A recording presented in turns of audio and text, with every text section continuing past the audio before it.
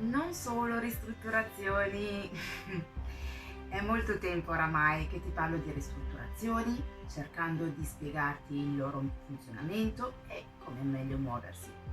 L'ultima volta ti ho spiegato l'importanza di una figura come la mia quando si deve ristrutturare e mi sono soffermata soprattutto sulla parte pratica del mio lavoro, la ricerca dei materiali e dei mobili, cosa che faccio dopo un'attenta e approfondita intervista sui tuoi gusti e sul tuo stile di vita, perché il tutto ti rispecchia pieno. Oggi ci tenevo ad entrare più in profondità di quello che è il mio lavoro e voglio farlo raccontandoti del mio ultimo incarico.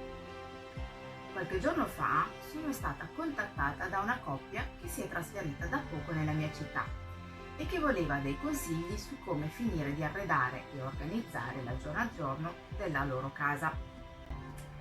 Nella mail di contatto mi hanno scritto che non sapevano con esattezza come funzionava il mio lavoro e ovviamente quanto potesse costare. La mia risposta è stata quella di prendere un appuntamento per poter vedere la casa, ma soprattutto per poter capire meglio le loro vere esigenze al fine di determinare se ero davvero la persona giusta per loro. Questa è una fase molto importante perché non sapendo con esattezza di cosa mi occupo, a volte capita che le persone possano avere delle aspettative diverse e quantunque queste aspettative possono essere più o meno corrette, se non si accende l'alchimia è meglio non lavorare insieme. Di cosa sto parlando? Banalmente di intesa. Insomma, se devo occuparmi di casa tua, dobbiamo andare d'accordo e tu devi avere fiducia in me, se no non sarei in grado di fare un buon lavoro per te e quindi preferisco rinunciare. Con loro l'intesa si è sentita subito e quindi ho indagato davvero a fondo su quello che era il loro desiderio. In pratica, nella zona giorno avevano alcuni mobili principali che si erano fatti fare su misura, mobili moderni, e mi chiedevano come avrebbero potuto completare l'arredo, ma soprattutto come dare un tocco di personalità. I colori scelti per questi ambienti erano bianco, grigio e legno chiaro tendente al giallo per riprendere il parquet. I mobili erano tutti molto squadrati e dello stesso stile, quindi stavano bene insieme. Ma mancavano di qualcosa, la sala sembrava vuota, o meglio fredda. Ci volevano alcuni elementi e magari quel tocco di colore che dessero calore e brio alla casa. Loro questo lo avevano capito, ma avevano paura di farlo da soli. Primo perché avevano caratteri diversi e quindi non è facile trovare qualcosa che potesse piacere a entrambi.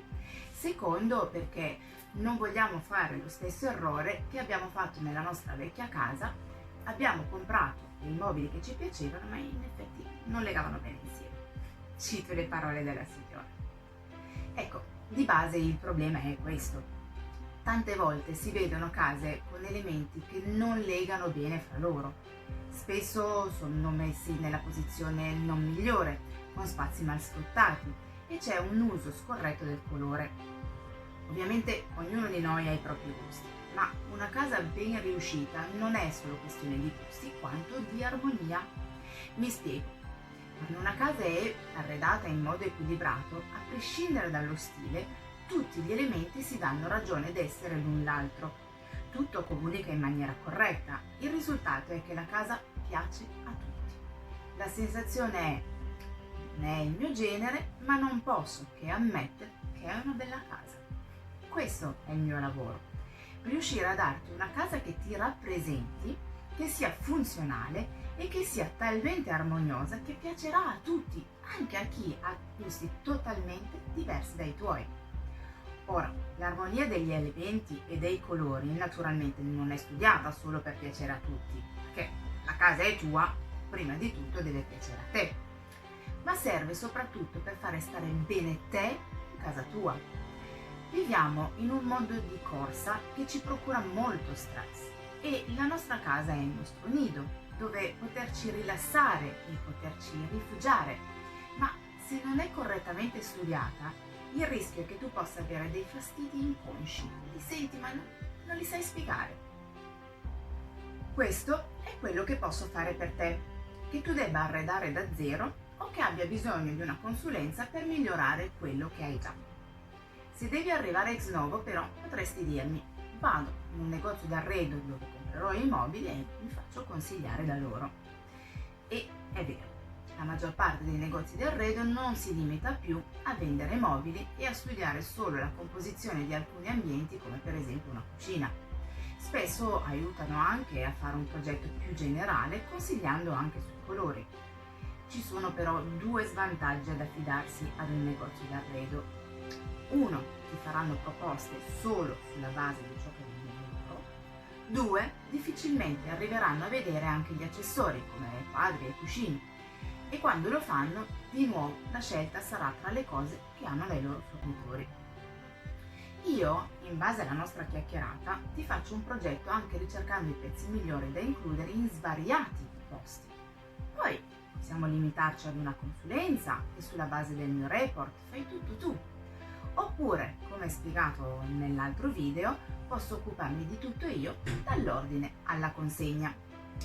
Se a casa tua c'è una stanza che non ti soddisfa al 100%, puoi contattarmi per una consulenza. Ci vediamo al prossimo video!